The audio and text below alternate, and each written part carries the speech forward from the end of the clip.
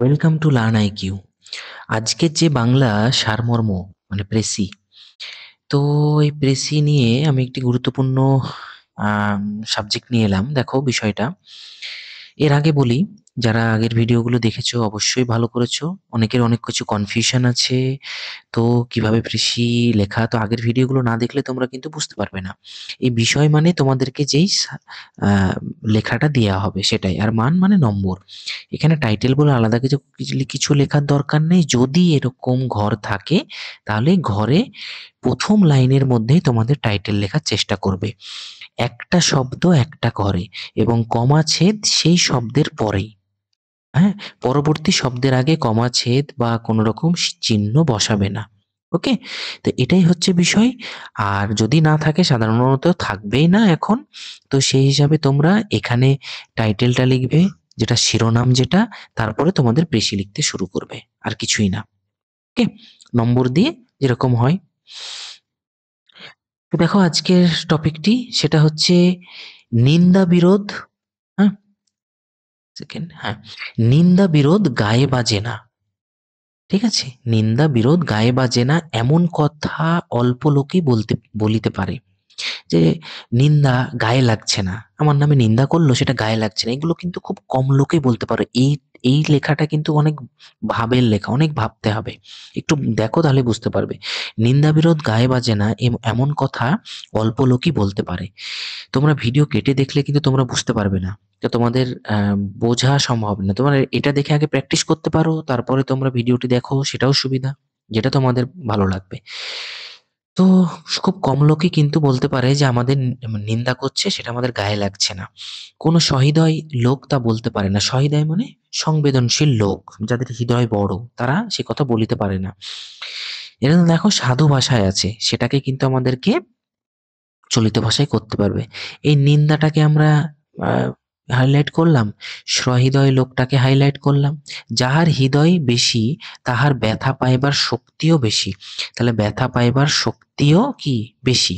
যাহার হৃদয় আছে সংসারে সেই লোকই কাজের মতো কাজ দেয়। দেখো, হৃদয় থাকলে কিন্তু সংসারে কাজ দেয়, মানে সঠিক কাজ হয়। এত এই যে পৃথিবীটা চলছে এই হৃদয়বান মানুষদের জন্যই, সেটা 10%, 20%, 30% যাই হোক না কেন, এরা আছে বলেই কিন্তু চলছে। আবার লোকের মতো লোক কাজের মতো কাজ দেখিলে নিন্দার ধার 4 গুণ শানিত হইয়া ওঠে। শানিত মানে শান দেয়া বলে না, ধার, চাকু ধার দিলে শানিত হয়ে ওঠে। মানে যদি একটু কেউ কাজ করে বা সোশ্যাল ওয়ার্ক করে, তাহলে লোকে নিন্দা করতে লাগে। আমাদের তো কথা গাওয়াটা আমাদের স্বভাব, তাই না? এই যে পিএনপিসি, পরনিন্দা পরচর্চা, এই নিন্দার ধার 4 গুণ, মানে যেটুকু নিন্দা ছিল সে ব্যক্তির নামে আরো 4 গুণ হয়ে ওঠে। ইহাতেই দেখা যায় বিধাতা যেখানে অধিকার বেশি দিয়াছেন সেখানেই দুঃখ এবং পরীক্ষা অত্যন্ত কঠিন করিয়েছে।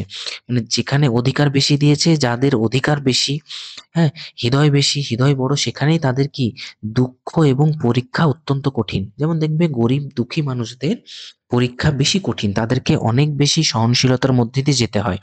তাহলে আমরা এটা কিন্তু একটা মাইথোলজিক্যাল কনসেপ্ট, আমরা যদি বিধাতাকে বিশ্বাস করি, সেই বিধাতায় আমাদেরকে সেইভাবে তৈরি করেছেন। বিধাতার সেই বিধানই জয়ী হোক। হ্যাঁ, তাহলে আমরা বলছি এখানে, আমরা বলছি একটা নীতি কথা, যে বিধাতা সেই বিধানই জয়ী হোক যেটা নিন্দা দুঃখ বিরোধ যেন ভালো লোকের, গুণী লোকের ভাগ্যে বেশি করিয়া জোটে। মানে এই যে নিন্দা লোক, দুঃখ, এগুলো কি গুণী লোকের ভাগ্যে বেশি করে ওঠে, যে সৎ হয়, যিনি সৎ হন, হ্যাঁ, গুণী হন, হ্যাঁ, তিনি তো করাপশনের মধ্যে থাকেন না ধরে নাও। তো তাদের মধ্যেই কিন্তু বেশি দুঃখ বিরোধ, হ্যাঁ, এইসব জিনিসগুলো মানে ঘটে।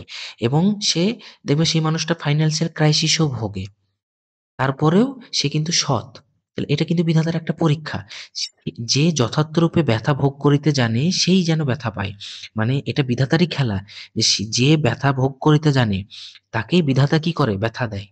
অযোগ্যরা ক্ষুদ্র ব্যক্তির উপরে যেন নিন্দা বেদনার অনাবশ্যক অপব্যয় না হয়। মানে অযোগ্য ক্ষুদ্র ব্যক্তির উপর আমাদের এটাই বক্তব্য, যে বিধাতার যে গরিব মানুষদের উপর যেন এই নিন্দা বেদনার অনাবশ্যক অপব্যয় না হয়, মানে তাদের উপর যেন নিন্দা বর্ষিত না হোক। এটাই বিধাতার কাছে আমাদের আবেদন। তাহলে এইটা আমরা পড়ে যেটুকু কনসেপ্ট ক্লিয়ার হলো, সেখান থেকে আমরা বলতে পারি যে সহনশীলতার ভাগ্য পরীক্ষা বা হৃদয়বানের ভাগ্য পরীক্ষা। কেন? এই যে বিধাতা কনসেপ্টটা আছে, এখানে দেখো নিন্দা ও বিরোধ সংবেদনশীল ও গুণী মানুষকেই বেশি আঘাত করে। কারণ তাদের হৃদয় বড়। তাই যোগ্য মানুষের জীবনে দুঃখ ও পরীক্ষার ভার বেশি নেমে আসে এবং তারাই তা সহ্য করতে সক্ষম। কেন? এই যারা হৃদয়বান তারাই বেশি সহ্য করতে সক্ষম। সেই হৃদয় বড় দিয়ে, হৃদয়কে শক্ত দিয়ে সেই গুণী মানুষদেরকে বিধাতাই তৈরি করেছে এবং বিধাতাই তাদেরকে সেই ক্ষমতা দিয়েছে। তো এটাই বিধাতার পরীক্ষা। সেই বিধাতার পরীক্ষার ফলে কি বিধাতা তার কি রিওয়ার্ড বা পুরস্কার দেবেন। তাহলে এইটাই আমাদের কিন্তু একটা মাইথোলজিক্যাল কনসেপ্ট। তাহলে এইভাবে তোমাদেরকে ভাববাচ্চে চলিত সাধু থেকে চলিত ভাষায় মানে চলিত ভাষাতেই তোমাদেরকে লিখতে হবে। ঠিক আছে? তো এইরকম খুবই গুরুত্বপূর্ণ টপিক নিয়ে আমি ভিডিও নিয়ে আসছি। তোমাদের প্র্যাকটিস হবে। তো আশা করি তোমাদের ভিডিওটি ভালো লেগেছে। ভালো লাগলে অবশ্যই একটি লাইক করো। অবশ্যই লাইক করো এবং আমার চ্যানেলটিকে সাবস্ক্রাইব করো। আমি তোমাদের জন্য অত্যন্ত পরিশ্রম করে আমার সময় কম তার মধ্যে থেকেও তোমাদের জন্য ভিডিও নিয়ে আসছি যাতে তোমাদের পরীক্ষার আগে তোমরা একটা ভালো জায়গায় যেতে পারো। ঠিক আছে? Thank you. দেখা হচ্ছে আগামী ভিডিওতে।